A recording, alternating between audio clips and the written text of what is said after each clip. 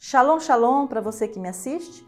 Eu sou a professora Cássia Pereira e sejam todos muito bem-vindos aqui nessa nossa videoaula. Para você que ainda não me conhece, eu sou formada em teologia, tenho uma longa experiência docente na área, tanto na área do direito quanto na área teológica, e estou aqui hoje para compartilhar com você um pouco deste conhecimento que Deus já nos proporcionou no longo da nossa carreira docente.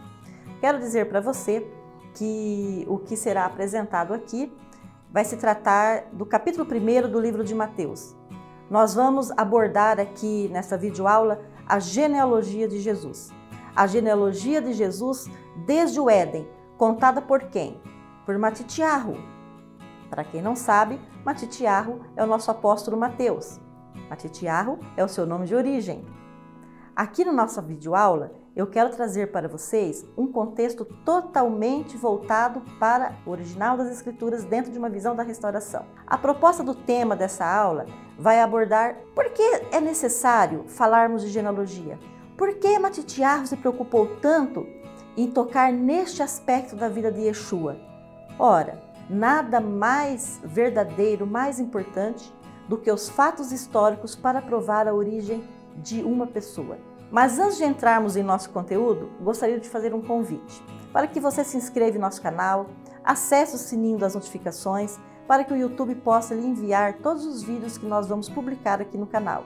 E também dizer para você que assim como você está tendo a oportunidade de ouvir esse conteúdo, de aprender um pouco mais das Escrituras, que você compartilhe com seus amigos, com as pessoas que você ama, porque com certeza isso pode fazer a diferença na vida de muitas pessoas, assim como já fez na minha e pode fazer na sua também.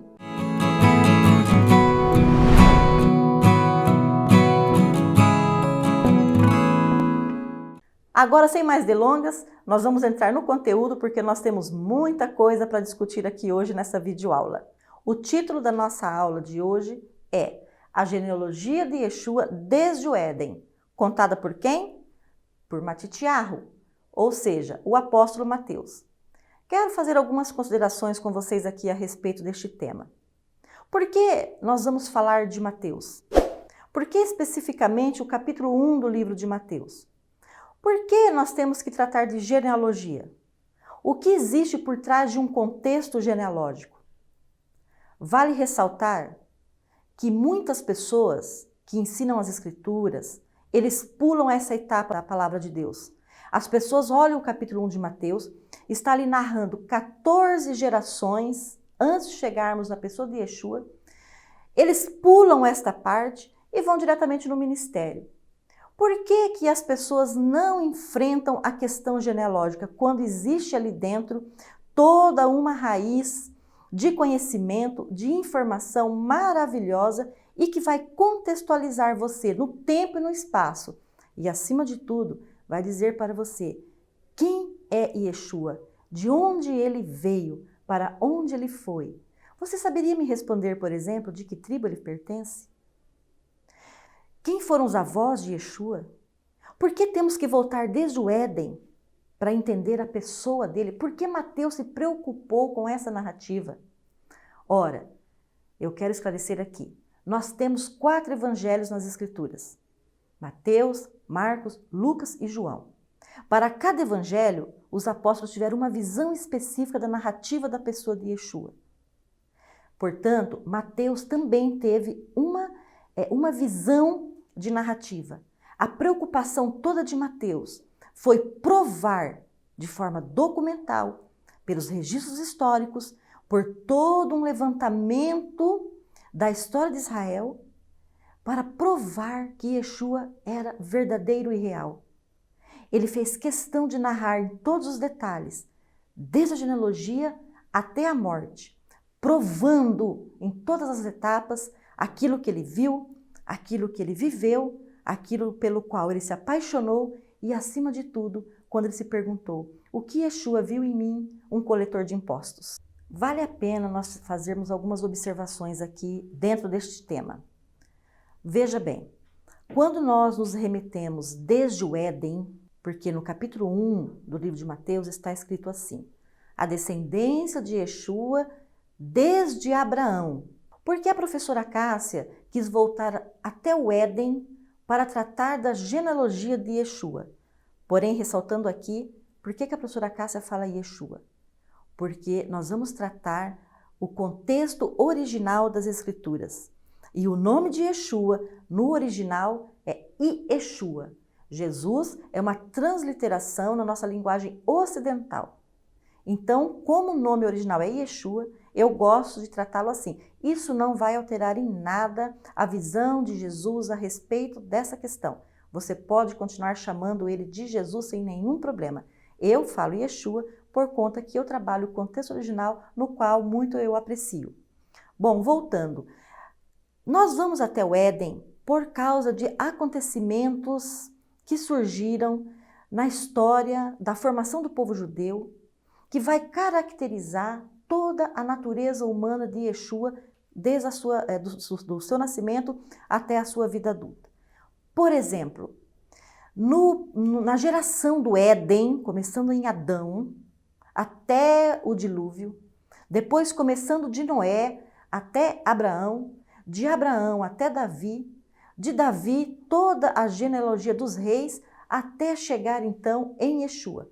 Veja bem, ao analisar todo este período genealógico, você vai conseguir encontrar ali os 3 grandes ministérios que pautaram a vida de Yeshua. Por que eu digo isso? Porque na genealogia que diz respeito ao Éden e até o período de Noé, você vai encontrar o ministério sacerdotal. Ou seja, não está escrito lá nas Escrituras que Yeshua vem da ordem sacerdotal de Melquisedeque? Onde você encontra Melquisedeque? Na genealogia de Noé. Por isso é muito importante você ir nas origens. Você vai encontrar, por exemplo, o ministério dos reis na geração de Davi, que fez parte da vida de Yeshua. Você vai encontrar o ministério profético. Então, quando ele esteve na terra, ele englobou, a sua natureza englobou os 3 grandes ministérios, sacerdotal, de rei e de profeta. E como tal, ele também vai retornar. Olha, nada mais interessante do que você voltar nas raízes e entender as raízes, o que está na raiz que sustenta toda a árvore. Se você não entende a raiz, você não entende a árvore. E se a raiz está doente, a árvore pode ter uma aparência saudável. A árvore vai mostrar para você os galhos, a sua formosura, mas quando vem um vento, quando vem uma chuva forte, ela tomba. E aí as pessoas olham aquilo e falam, mas por que uma árvore tão linda e maravilhosa tombou? Porque a raiz dela já estava doente. A raiz não aparece, ela está debaixo da terra. Assim também somos nós. No decorrer da nossa vida, da nossa caminhada com Deus, aparentemente estamos muito bem, estamos maravilhosos, estamos mostrando para o mundo toda uma imagem. Mas será que a nossa raiz está sadia? Será que o nosso conhecimento está sadio? Será que o entendimento que eu tenho de Deus, desse Pai das luzes, que provê toda a ciência e todo o conhecimento da sua palavra, será que isso está restaurado em mim?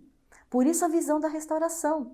Nós vamos voltar às origens da palavra de Deus e conhecer tudo aquilo que tem sobre Yeshua no seu original, sem interferências doutrinárias, sem se preocupar com religião, não importa de onde você vem, não importa quem você é. Fique muito tranquilo, eu sou muito tranquila para ministrar isso para você e você vai poder conhecer tudo que diz respeito a esse grande personagem que mudou a face da terra quando ele nasceu, que é a pessoa de Yeshua. Vamos lá então, eu quero começar dizendo para você que vai aparecer aqui na tela alguns slides, certo? Aonde eu montei um organograma da genealogia para que você possa visualizar e entender um pouco melhor do que nós estamos falando. Vamos lá então fazer uma caminhada desde o Éden? As Escrituras traz o seguinte tema, o Evangelho de Mateus. Primeira coisa, o que significa Evangelho? Evangelho significa boas novas. Eu gosto muito de falar o seguinte, nós temos 4 evangelhos. Veja bem, os 4 evangelhos são as boas novas. Então não precisa fazer essa divisão. Todos os 4 englobam as boas novas.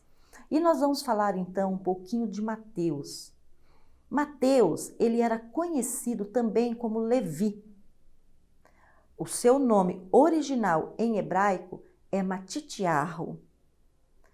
Mas nós vamos tratar aqui de Mateus. Essa é a primeira informação que eu trago para você do contexto original das Escrituras. Matitiarro, também conhecido como Levi e também conhecido como Mateus. Na tradição bíblica, na tradição histórica, para o mundo ocidental, permaneceu o nome Mateus. Quem era Mateus?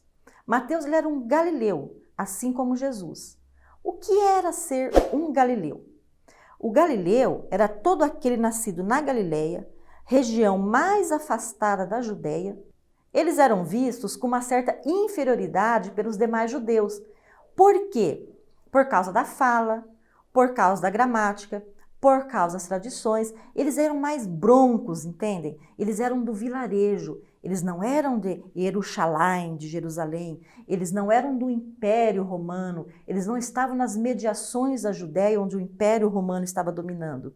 Não, eles eram homens do campo, eles eram lavradores, eles eram pescadores, eles eram braçais.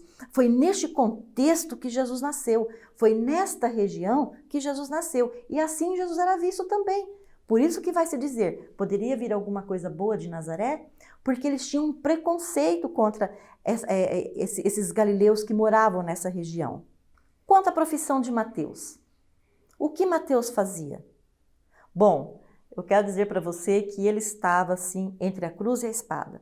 Porque Mateus, ele era um coletor de impostos. O que era ser um coletor de impostos naquele período? Era cobrar do seu próprio povo as taxas e os impostos para serem enviados para o Império Romano. Como ele poderia ser bem visto pelo seu próprio povo? Se ele tinha que ir no comércio, ir nas casas, fazer cobrança. Pense como hoje. Tente trazer para os dias de hoje. Nós não temos os auditores fiscais da Receita Federal? Os auditores fiscais não vão nas empresas, não fazem levantamentos, não trabalham com os impostos, não corrigem o seu imposto de renda quando não está perfeito. Nós temos hoje todo um sistema organizado de tributação no nosso país. Naquela época também tinha, lógico, não nos moldes de hoje, mas Mateus, ele era um cobrador de impostos. E naquela época, no meio de um vilarejo, no meio de uma região carente, de pessoas braçais que trabalhavam muito para comer e sobreviver, ter que tirar do seu pouco para ainda enviar para Roma, ora, com certeza ele era visto de certa forma assim, como se ele fosse um traidor, entende? Porque você que é do nosso povo, você que é um galileu como nós, está nos cobrando para favorecer. O que é que aconteceu ali? Ora, este homem com toda essa situação pejorativa sobre ele, de perseguição, mal visto pela sua sociedade, de certa forma até repudiado, não é? Ele, quando ia se reunir, ele se reunia apenas com os outros demais coletores ou com seus amigos mais próximos, porque, na verdade, ninguém tinha muito interesse em convidar Mateus para os jantares naquele período, por conta da sua profissão. Mas quando Jesus passa e olha para Mateus e diz para Mateus, segue-me, ele imediatamente larga, ele estava na coleteria. Jesus passa, olha para ele, eu fico imaginando, gente, o nível deste olhar, a autoridade deste olhar de Yeshua, que olhando para um homem como este, não precisou falar nada, só disse assim, siga-me. E aqueles olhos tão penetrantes, cheios da unção de Deus, de autoridade, foi como uma pedra, uma rocha que bateu no peito de Mateus, que moveu aquele homem a largar tudo imediatamente, se levantar e seguir Jesus sem perguntar nada. Eu quero abrir um parênteses aqui para falar um pouco mais sobre isso antes de entrar na questão do organograma genealógico, porque é muito importante você entender esta personagem. Nós estamos falando de um homem que escreveu a história de Yeshua. Então, da mesma forma que é imprescindível você conhecer a história genealógica, também é imprescindível que você conheça o autor que escreveu essa história. Ora, eu quero trazer mais um tema para você. Por que a professora Cássia está batendo em todos esses aspectos? Porque nós estamos tratando da restauração do seu conhecimento. A nossa proposta aqui na nossa aula É trazer para você um conhecimento que provavelmente você possa não ter ainda conhecido, ou se você conheceu, podemos aprimorá-lo mais ainda, e também ajudar você a entender de uma forma mais clara, mais tranquila, tudo aquilo que está por trás, porque às vezes, meus queridos ouvintes, nós abrimos as Escrituras, lemos uma passagem bíblica e é como se não fosse nada. É apenas um texto redigido. E mal sabemos nós o que Deus, o que o Espírito Santo pode fazer para revelar para você todos os detalhes que estão ali naquela frase ou naquele contexto histórico. Ora, existe aqui na vida de Mateus um milagre. Vamos falar um pouquinho desta pessoa. Por que Jesus se interessou por Mateus? Essa é a pergunta. Vamos respondê-la. Eu vou dizer para vocês o meu ponto de vista.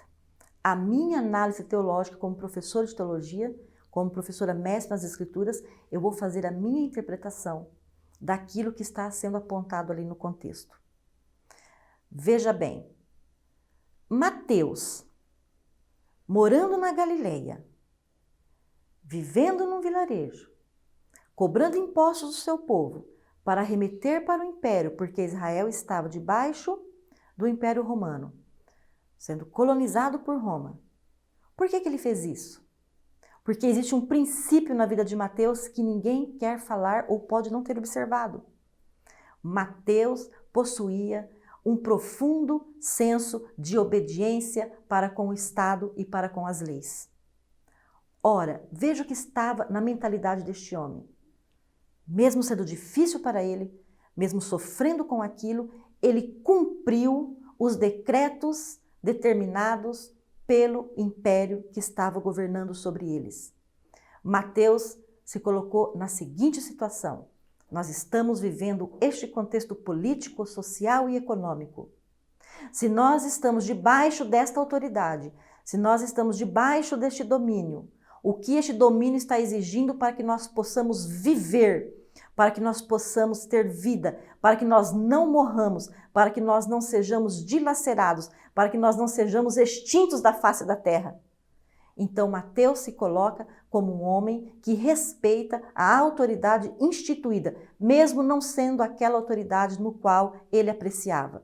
Foi isso, na verdade, o que Yeshua enxergou neste homem, porque Yeshua, ele enxerga a pessoa diferente da maneira como nós enxergamos. Nós enxergamos o exterior, nós enxergamos uma imagem, nós enxergamos aquilo que a pessoa diz.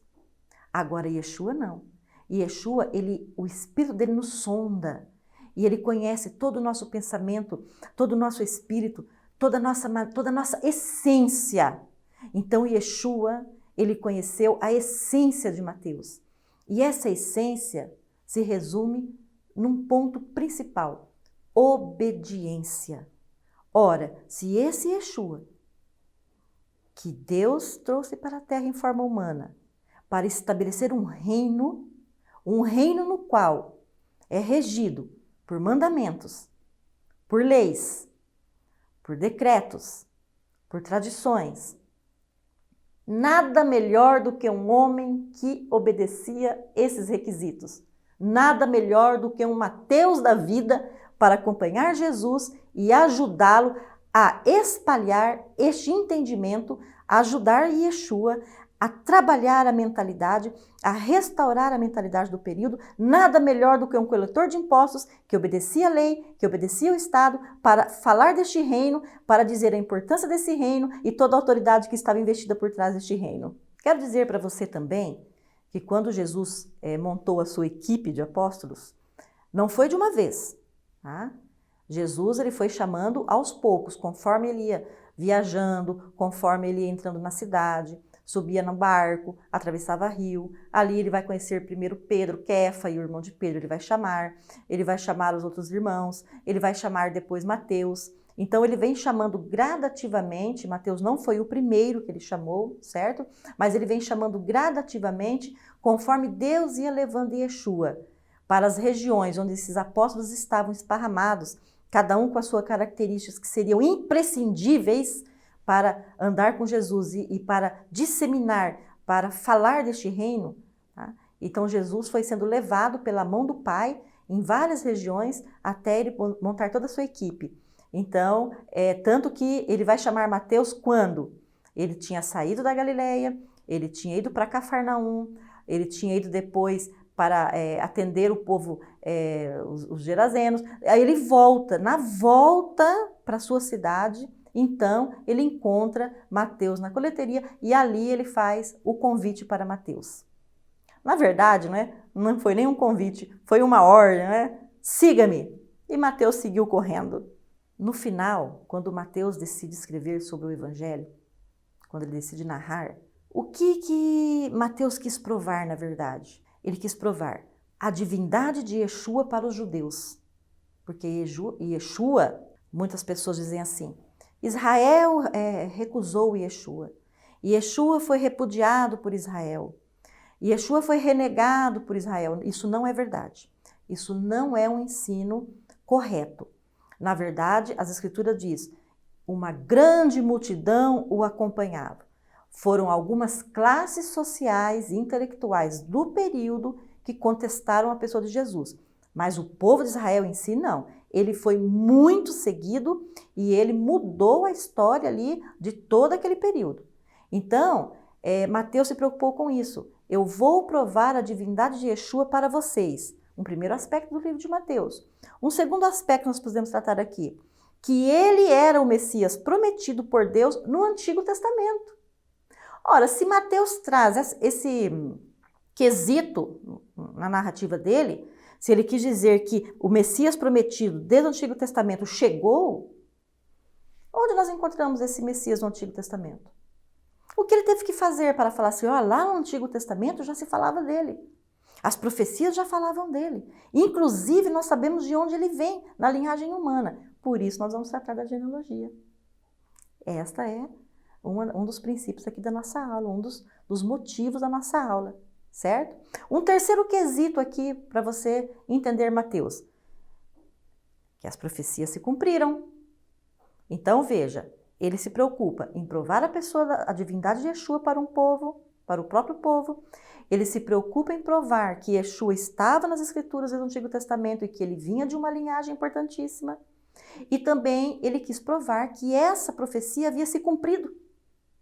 Quando Jesus chega, eis aí a profecia cumprida, o Messias revelado a Israel. Portanto, a melhor metodologia que Mateus escolheu para provar que Yeshua era o Filho de Deus foi através dos registros históricos da sua genealogia. Aí está a autoridade dos escritos de Mateus. Então, nessa primeira parte da nossa aula, eu quero deixar esclarecido para você o seguinte. Nós passamos aqui por uma abordagem bem leve do contexto histórico, não aprofundamos muito, porque o objetivo não é tratar do livro de Mateus no seu contexto histórico, político e social. Estamos apenas dando uma pincelada para te localizar no tempo e no espaço. Então, na primeira parte deste vídeo, nós falamos um pouquinho do apóstolo, falamos da sua origem, da sua profissão e do porquê ele escreveu este livro, o que é que ele quis deixar para a história com o seu livro, qual foi a visão que ele teve e quais os aspectos da vida de Jesus ele quis abordar aqui. Essa vai ser a primeira parte da nossa aula. Na segunda parte da nossa aula, nós vamos entrar daí diretamente na genealogia, naquilo que diz respeito à descendência sanguínea de Jesus, que é onde nós vamos passear do Éden até a pessoa de José. Espero você, te aguardo.